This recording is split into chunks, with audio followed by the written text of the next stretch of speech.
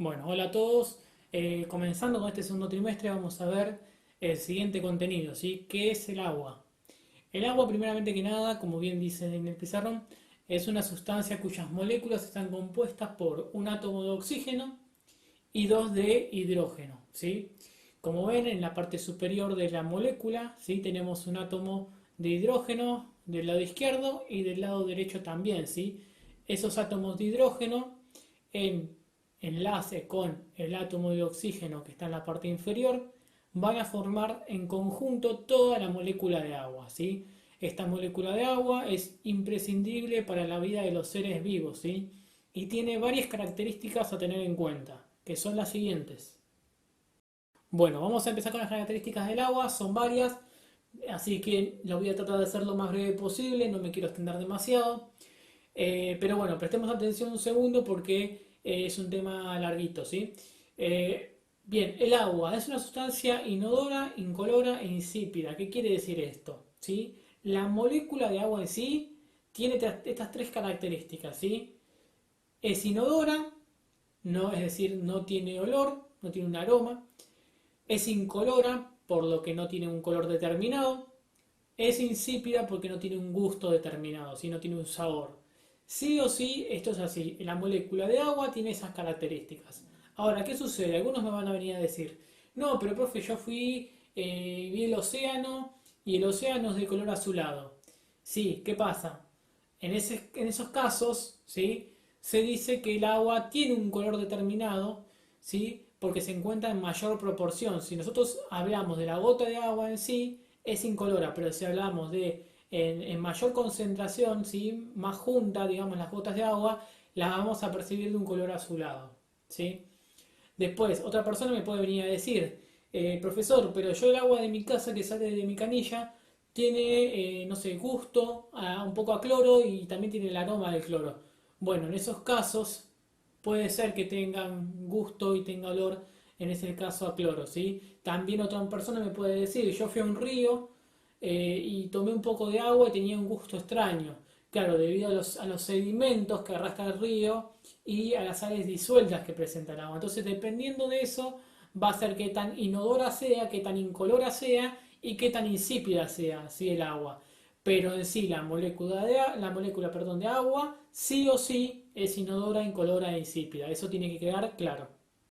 Bien, entonces anotamos esas características, ¿sí? De inodora, incolora e insípida, su significado. Y la siguiente característica es que el agua es un solvente universal. Eso quiere decir que disuelve muchas sustancias. Por ejemplo, gracias a esta propiedad, si yo me hago un té y le pongo azúcar, el azúcar se disuelve en el agua, ¿sí? Por eso se dice que es un solvente universal, porque muchas sustancias pueden disolverse en ella. Bien, la siguiente característica es que puede ser conductor de la electricidad. ¿Y esto de qué depende? Depende de las sales disueltas que tenga el agua. Por ejemplo, el agua que nosotros consumimos comúnmente los seres vivos, ya sea de la canilla, ya sea de un río, ya sea el agua que nos traen en el bidón, tiene sales minerales disueltas porque si no yo no podría consumirla, ¿sí? Necesito las sales disueltas que contiene el agua, ¿sí?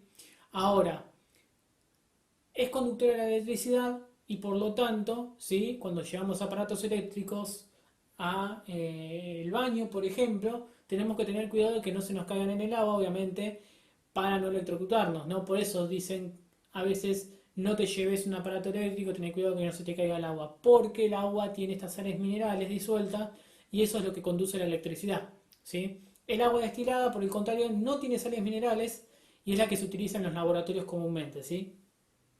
Bien, entonces, otra de las características del agua es que posee una gran cohesión, ¿sí? Esto quiere decir que las moléculas de agua se mantienen muy unidas, muy juntas.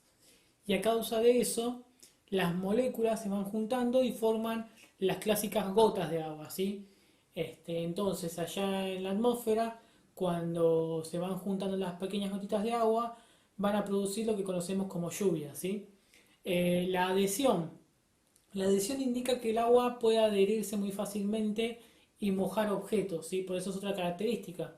Bien, esta adhesión y esta cohesión tienen gran importancia también porque recordemos que si el agua se cae al suelo, ¿sí? Lo que va a hacer en los suelos es filtrarse el agua, ¿sí? Debido a esta cohesión y esta adhesión. Es muy importante porque otros líquidos, como por ejemplo, no sé, el aceite, no tienen esta gran capacidad de cohesión y adhesión. Si bien el aceite puede filtrarse algunas capas de la tierra, en mayor proporción, digamos, lo hace el agua, ¿sí? Otra de las características del agua es que conforma entre el 70 y el 80% del organismo de los seres vivos, por eso es muy importante para la nutrición, ¿sí? Ese tema de la nutrición lo vamos a tocar un poco más adelante, pero bueno, tienen que tener en cuenta eso, ¿sí? Que forma el 70 y 80% del organismo y es muy importante para los seres vivos, ¿sí? Para poder nutrirse, para poder aprovechar los nutrientes. A su vez también el agua tenemos que tener en cuenta que tiene disueltas sales minerales y que sin ellas no podríamos aprovecharla, ¿sí? El agua en sí. No podemos tomar agua destilada, por ejemplo. Bien, y la última de estas características, por ahora, ¿sí? Después siguen otras más, es que posee tensión superficial. Esto quiere decir que en su estado líquido forma una capa o película superficial, como ven en el dibujo. Las moléculas de agua forman puentes de hidrógeno que permiten que, por ejemplo, los insectos como los mosquitos o los insectos zapateros puedan caminar por encima del agua líquida, ¿sí? Incluso habrán notado que comúnmente los recipientes con agua se tiran para que los mosquitos no pongan los huevos en ese recipiente. Entonces, bueno, eso también es importante saberlo, ¿sí? Esta tensión superficial. Bien, para finalizar, otra de las características es que el agua se presenta en tres estados, ¿sí? Como dice ahí, en líquido, en sólido y en gaseoso, ¿sí? Bien, ¿qué tenemos que tener en cuenta?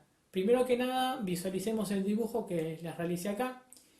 En estado gaseoso quiere decir que las nubes se encuentran en estado gaseoso. No, este dibujo lo hice a modo de ilustración.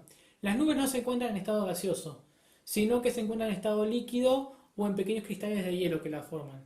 Pero ¿por qué puse gaseoso y puse las nubes ahí? Y para simular un poco la atmósfera. ¿Sí? En la atmósfera hay agua en estado gaseoso, pero no la vemos a simple vista. Por eso lo puse ahí las nubes. ¿Sí? Bien, en estado líquido, ¿cómo se presenta el agua en estado líquido? Y en nuestra naturaleza se presentan, por ejemplo, lagos, en océanos, por ejemplo, en el río también, y por ejemplo en el agua de la lluvia, ¿sí? En las pequeñas gotas del agua de la lluvia. Bien, en estado sólido, ¿cómo se presenta en la naturaleza? Y se presentan los grandes hielos, ¿sí? Como por ejemplo los icebergs, por ejemplo la nieve, bueno, los cubitos de hielo también que hacemos en el verano, ¿no? También para tomar algo frío. Bien, hay otras dos características que este dibujo me va a servir para explicarlas, que es el punto de ebullición, que nos indica que la temperatura a la cual pasa el estado líquido al gaseoso, ¿sí? Es este punto de ebullición, ¿sí? El agua pasa del estado líquido al gaseoso.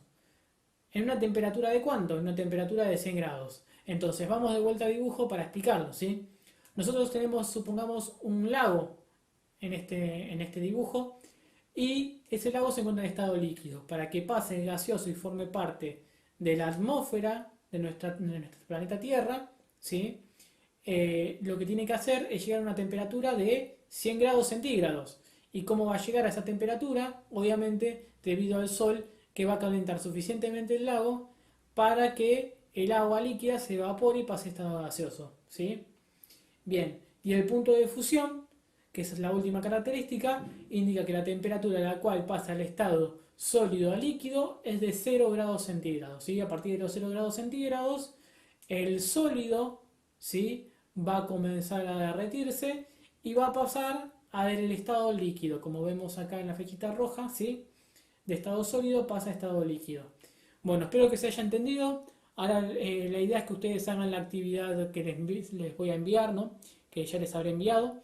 Y bueno, esa actividad lo que tienen que hacer es como dictan los diferentes puntos, las diferentes consignas, en las cuales a partir de estas características que yo les explique en este video, van a tener que mencionar obviamente cuáles les aparecen en, digamos, esa experiencia que yo les envié en la actividad. Cualquier cosita pueden comentarme, ¿sí?